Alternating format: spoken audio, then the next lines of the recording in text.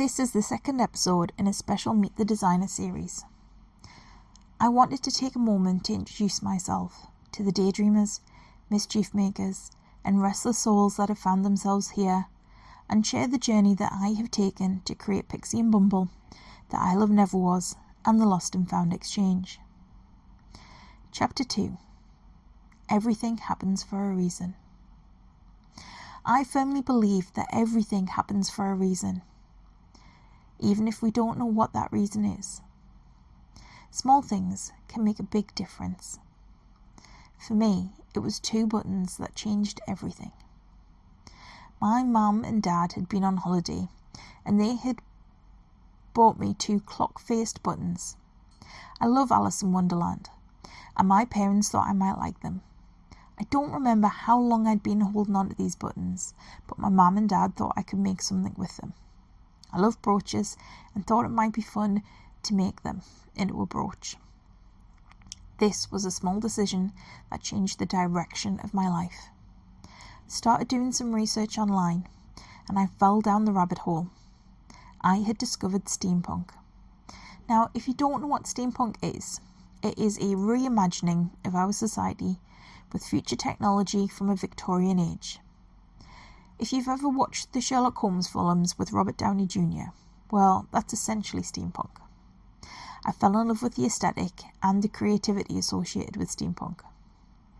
I ordered some supplies and started making jewellery. I also liked that you could create a steampunk alter ego. This appealed to me. I could create a persona outside of my teaching job. I don't know how quickly I decided after this to turn this into a business, but I moved swiftly. From the gift of 2 buttons, I started my business, Ava Kitsch. Ava Kitsch became my life raft. This was something I could do for myself. I could take my business skills and knowledge and start my own handmade business.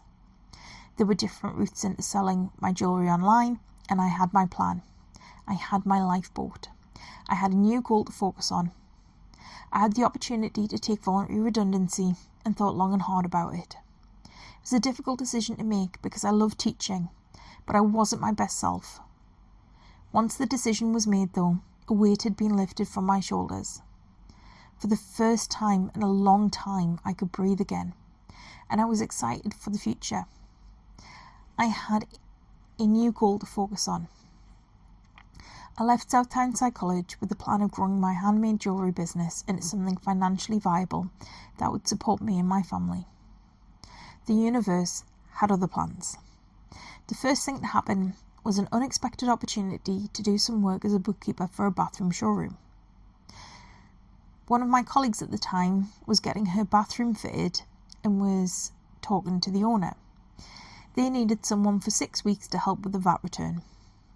When I was teaching, this was one of the subjects I taught. She passed along my details. I went along expecting it to be 6 weeks, a bit of money, while I worked on my business. 6 weeks was actually 6 years, and my role grew and I became their marketing and finance manager. The second thing that happened was a phone call out of the blue from Sunderland College. I had applied to do a course. I wanted to upskill, and well, I'm still waiting for the phone call about the course. Instead, this was another opportunity for work. I'd signed up with an agency when I left my teaching job. They had passed along my CV. I hadn't expected it to lead to an opportunity. Not many schools offer business studies as a subject, and South Tyneside College wasn't the only place to face cuts. I went along and I met with the curriculum leader. It was part-time and would fit around my other commitments. This was meant to be a year. I was there for 7 years. I couldn't have predicted the next 7 years. I'm going to skip over lots of it, but in this period I worked as a marketing and finance manager for a bathroom showroom. I returned to teaching, but part-time, lecturing at Sunderland College. I was running a Facebook group for small businesses.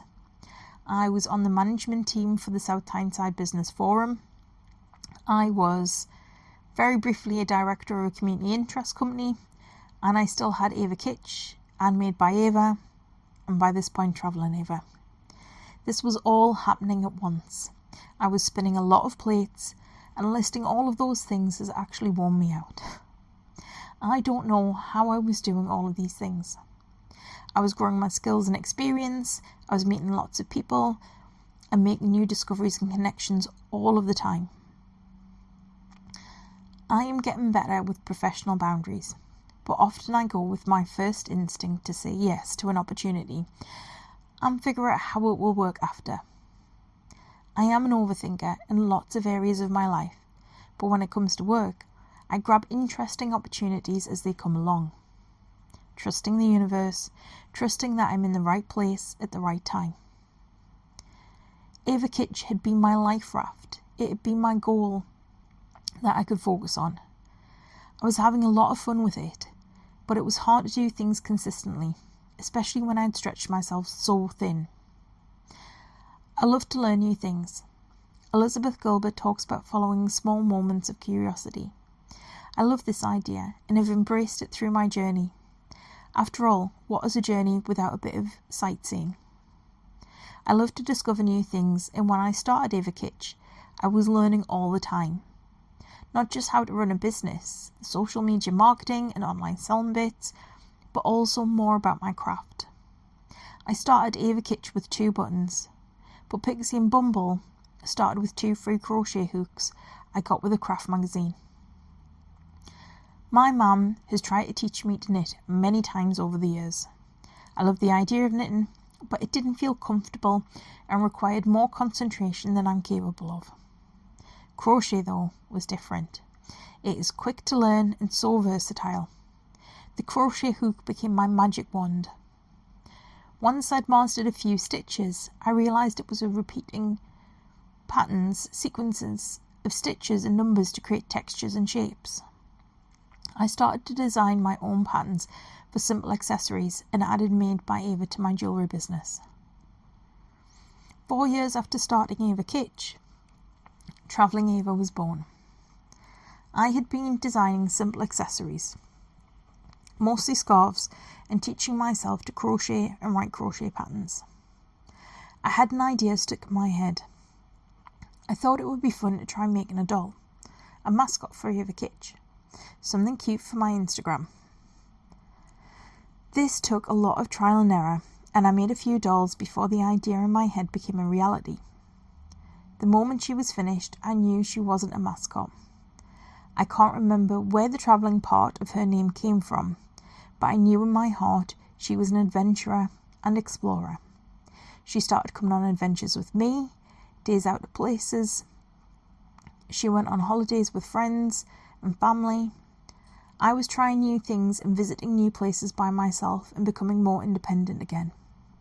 I was still navigating my anxiety, and travelling in Ava helped me feel less alone. I enjoyed writing about our adventures, adding them to her blog. I started writing other patterns for other crochet characters and felt strongly that this was my thing. This was what I was meant to be doing. The universe had thrown another curveball. I had been having lots of tests and investigations to find out why I couldn't conceive. This is a story for another time, but it is an important note because that shaped my decisions moving forward. I needed to look after myself, I needed to manage my anxiety, and I needed to simplify my life. Thank you so much for listening to my story so far.